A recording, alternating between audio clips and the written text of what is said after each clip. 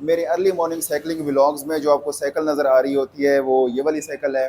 तकरीबन 1 साल हो गया है ये साइकिल मेरे पास है और मैं इसको चला रहा हूँ। ये बहुत ज़्यादा कंफर्टेबल साइकिल है और इसकी लुक बहुत ज़्यादा प्यारी है। येलो एंड ब्लैक कलर की कॉम्बिनेशन बहुत ही अट्रैक्टिव लुक देती है इसको। ये साइकिल मैंने यूज़ में ली है और इस साइकिल के ब्रांड का नाम है लैंड रोवर। परचेज़ करने से पहले जब इसके ब्रांड पे मेरी नज़र पड़ी तो मैं इसको एक आम साइकिल समझ रहा था।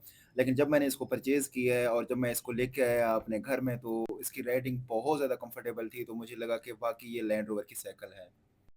मेरे साइकिलिंग में दिलचस्पी की एक वजह इस साइकिल की कंफर्टेबल राइडिंग है। साइकिल को देखते ही जिस चीज़ के ऊपर सबसे पहले नज़र पड़ती है वो इस साइकिल की हैंडल है। कंपनी की तरफ से दिए गए थ्रेडलेस हैंडल इस साइकिल की खूबसूरती को और ज़्यादा बढ़ा देती है। इस हैंडल के ऊपर काफ़ी खूबसूरत डिज़ाइंस भी बने हुए हैं। इस साइकिल की अगर हैंडल फोर्क की बात करें तो इसके अंदर 4 पिन लगे हुए होते हैं जो कि सामने से इस साइकिल को एक बटरफ्लाई लुक देता है। हैंडल के ऊपर मौजूद थंब जिपर और गियर लीवर की वजह से इसकी ग्रिप बहुत ज़्यादा अच्छी हो जाती है। थ्रेडलेस हैंडल की एक बेनिफिट ये भी है कि अचानक ब्रेक की वजह से जो झटका लगता है साइकिल को वो इससे बचाता है। 4 पिन हैंडल हैंडल बार को एक्स्ट्रा स्ट्रेंथ प्रोवाइड करता है जो हैवी राइडर के लिए ज़रूरी होता है। थ्रेडलेस हैंडल के ऊपर डिज़ाइन साइकिल को एक्स्ट्रा ब्यूटी प्रोवाइड करते हैं। किसी भी मशीन के लिए उसकी स्मूथ सस्पेंशन उसकी ड्यूरेबिलिटी को बढ़ा देती है। सस्पेंशन चाहे स्प्रिंग बेस हो या हाइड्रोलिक, इससे कोई फ़र्क नहीं पड़ता, लेकिन सस्पेंशन का होना बहुत ज़्यादा ज़रूरी होता है। इस साइकिल के अंदर स्प्रिंग बेस सस्पेंशन मौजूद है। साइकिल के पिछले व्हील के लिए एक बहुत ही खूबसूरत डिज़ाइन किया गया सस्पेंशन मौजूद है जो कि सीट के नीचे लगा हुआ है। स्मूथ राइडिंग के लिए स्प्रिंग से बने हुए इस तरह के सस्पेंशन का इस साइकिल के अंदर होना बहुत ही ज़्यादा ज़रूरी है और ये चीज़ इस साइकिल को एक कंफर्टेबल साइकिल बना देती है।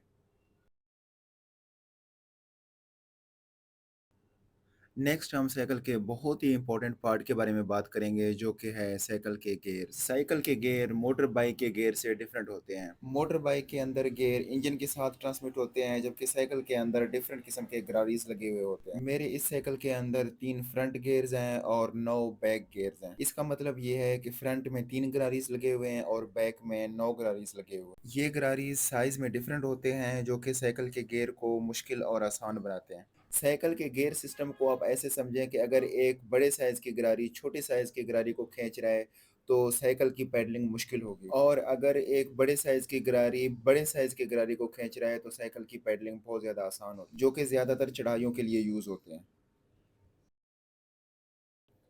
इस साइकिल का जो साइज़ है वो 26 इंच है और इसके अंदर 2.12 इंच के टायर लगे हुए हैं, जो कि टायर के ऊपर मेंशन भी हैं।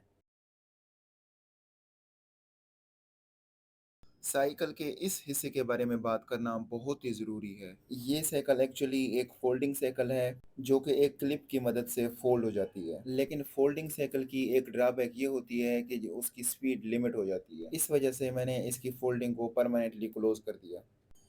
इस साइकिल के अंदर एक बहुत ही कंफर्टेबल और एडजस्टेबल सीट है जिसको मैंने अपने कंफर्ट के हिसाब से एडजस्ट किया हुआ है। और आखिर में बात करेंगे साइकिल के एक बहुत ही इम्पोर्टेंट पार्ट के जो कि है साइकिल के ब्रेक्स। इस साइकिल के अंदर डिस्क ब्रेक लगी हुई है जो कि वी ब्रेक के मुकाबले में बहुत ज़्यादा स्मूथली अप्लाई होती है और सडन ब्रेक्स अप्लाई करने पर साइकिल बिल्कुल जैम हो जाती है। कभी कभी नाइट में साइकिलिंग करने की वजह से मैंने इस साइकिल के बैक पे एक रिफ्लेक्टर भी इंस्टॉल की हुई है। साइकिलिंग करते हुए डिहाइड्रेशन एक कॉमन चीज़ है। इस चीज़ से बचने के लिए मैं अपने साथ वाटर बोतल हमेशा रखता हूँ। वाटर बोतल को कैरी करने के लिए मैंने साइकिल के फ्रेम के ऊपर एक स्टैंड लगा दिया है जिससे साइकिल की ओवरऑल लुक भी अच्छी हो जाती है। तो ये था मेरे साइकिल का ओवरऑल रिव्यू। आई होप आप लोगों को ये वीडियो अच्छी लगी है। अगर अच्छी लगी है तो प्लीज़ मेरा चैनल सब्सक्राइब करें। Thanks for watching.